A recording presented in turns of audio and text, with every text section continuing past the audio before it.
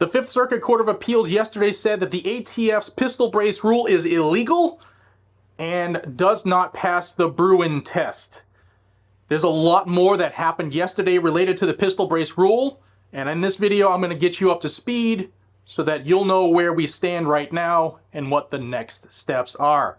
I want to thank the sponsor of the video, and that's CMMG. Guys and gals, CMMG makes a great assortment of tools that we love in this community. Some are short and long, some go boom and bang, some have rear surface area suitable for shouldering, which might not even be a thing soon. You can check them out at, you know where to find them, and use my link GNG10 to save bigly over at CMMG. Made in America. They run phenomenal. They have different lengths, different styles, colors. You know where to find them. Check them out. CMMG is phenomenal. I also want to thank TriStar Trading. Check out my new birthday shirt, Only You Can Prevent Tyranny. Link for this shirt is down below as well. All right, guys, so the day yesterday, there was a lot of breaking news yesterday. Check my channel. I had some stuff come out that you should be aware of, including the new ATF proposed rule that's coming down the pike shortly. You're going to want to know about that one. But let's talk about the pistol brace rule. So yesterday, Gun Owners of America and Gun Owners Foundation were notified that their lawsuit was stayed pending a decision on the Mock v. Garland case. The Mock v. Garland case was Firearms Policy Coalition's case, and that had already progressed further, so everybody was looking at that one, and they said, we're going to pause this case, because there's several cases challenging the pistol brace rule. We're going to pause this and see what that court says, and then we'll readdress. Well, not too long after GOA's case was stayed and paused, the Fifth Circuit Court of Appeals came out and ruled against the ATF's pistol brace rule. Now I'm going to show you a couple things that the judges said in this case, because it's very important to understand what was going on. When I did my breaking news video yesterday as this came out, folks were like, well, why didn't they just squash the rule altogether right then and there? And what do they mean it's likely illegal? Why didn't they just destroy it? Well, this case was before the Fifth Circuit based off of the injunctions and that were from the lower court, the district court, the federal district court in the Fifth Circuit. So, and that's Judge Reed O'Connor. And I've done videos on that as well. If you want to know more about that, I'll pin that as well. So they were only addressing what was brought to them, but that's the way courts work. They address your specific concern. Let's go into this case. I'm going to tell you some things they said. Some of the things, another judge who was in this, who rendered his opinion as well, is this pistol brace rule is done. I mean, there's no way the ATF comes back from this. And then I want to tell you about what happened immediately after the Fifth Circuit ruled. Something happened at the district court too. Check it out.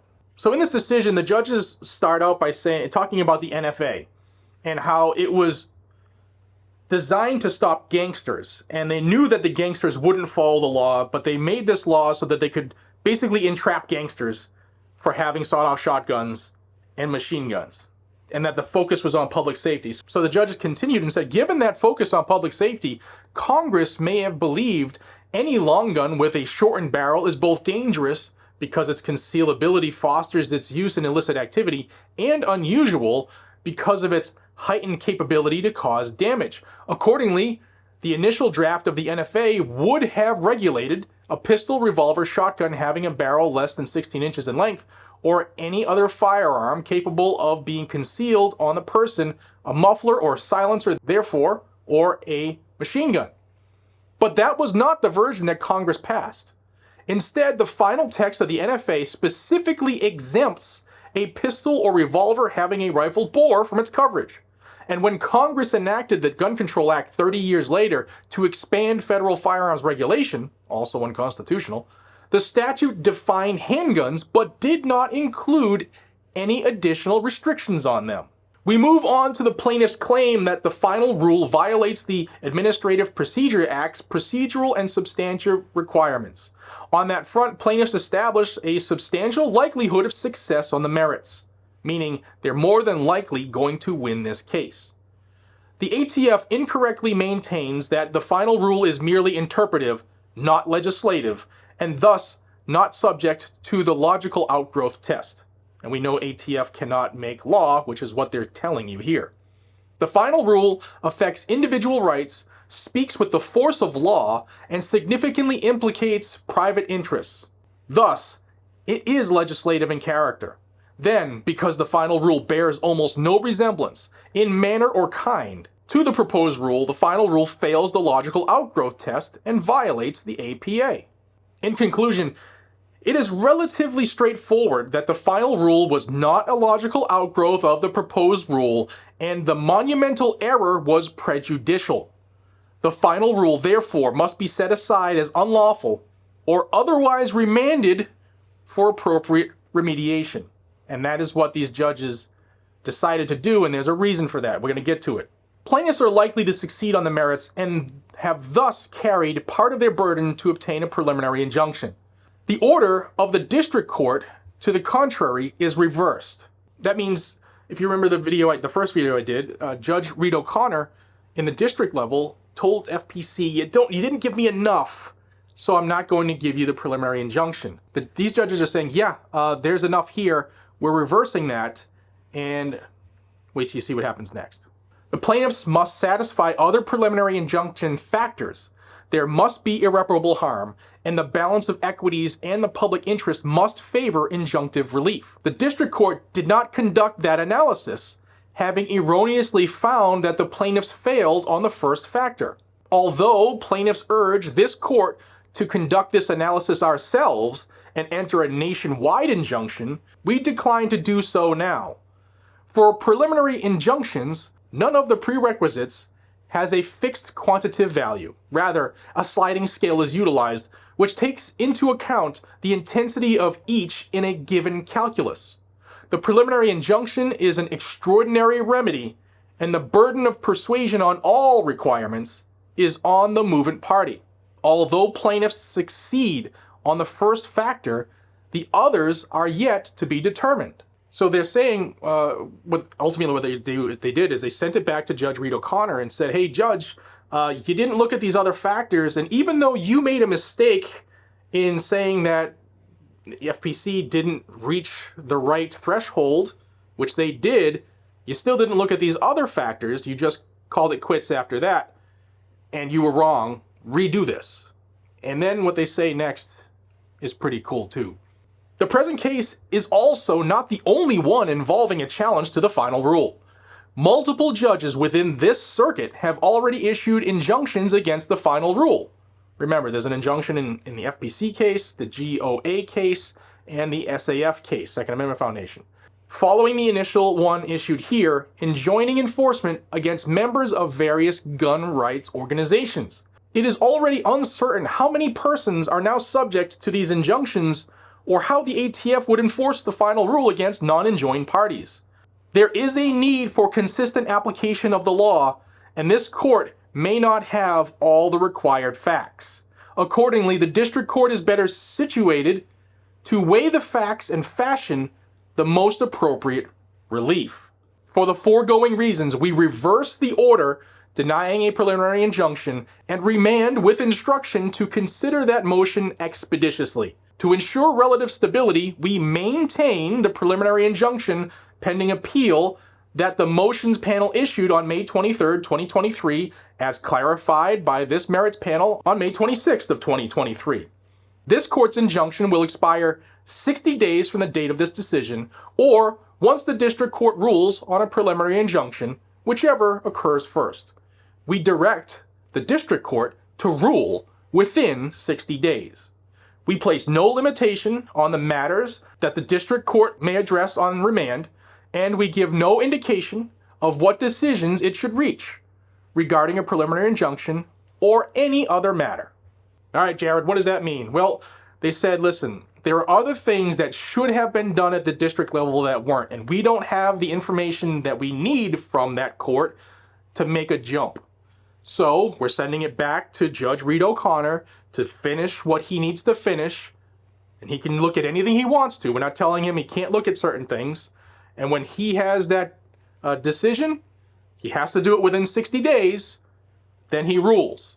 And within this 60 days, that the injunctions that were given for members of Gun Owners of America, Firearms Policy Coalition, and Second Amendment Foundation, they're going to remain in effect until that 60-day mark, or Judge Reed O'Connor issuing a decision. Okay, so that's why this court didn't make the jump. They didn't have the legal requirements needed, so it would have left it ripe for being appealed and overturned. And then Judge Willett concurred and wrote this. And this is just a couple things he wrote, 3 quick things out of his concurrence. He said, "I join the majority's careful opinion in full measure. I write separately because I suspect that the final rule would likely fail constitutional muster even if it were a logical outgrowth of the worksheet idea that preceded it. Even for attachments that convert a pistol into a rifle under the statutes, ATF has not identified any historical tradition of requiring ordinary citizens to endure a lengthy, costly, and discretionary approval process just to use accessories that make an otherwise lawful weapon safer. In my view, protected Second Amendment conduct likely includes making common, safety-improving modifications to otherwise lawful bearable arms. Remember, ATF agrees that the weapons here are lawfully bearable pistols, absent a rearward attachment. Congress might someday try to add heavy pistols to the NFA and GCA, but it hasn't yet. These pistols are therefore lawful. Adding a rearward attachment, whether as a brace or a stock, makes the pistol more stable and the user more accurate. I believe these distinctions likely have constitutional significance under Bruen." That's huge, what that judge just put in the record. That is phenomenal, and that will be referenced as this case goes forward. If it ever makes it to the Supreme Court, what I just read to you is going to be the napalm for this rule. Now, in this rule, ATF, I'll have it pinned down below, not the rule, the decision, and you should read it because it's a great read. But in this decision, the ATF, first the judges kill ATF for their flip-floppery, saying, yeah, at first it was fine, then you said it wasn't, then it was fine again, then you said these pistol braces don't turn a pistol into a rifle for NFA reasons, and then you said that incidental shouldering is not a problem, and all of a sudden it is. So they called them out on that malarkey, to use a Joe Biden term. But then the ATF said, well, these are dangerous and unusual because they're easily concealed. And get this, listen to these numbers, this is insane.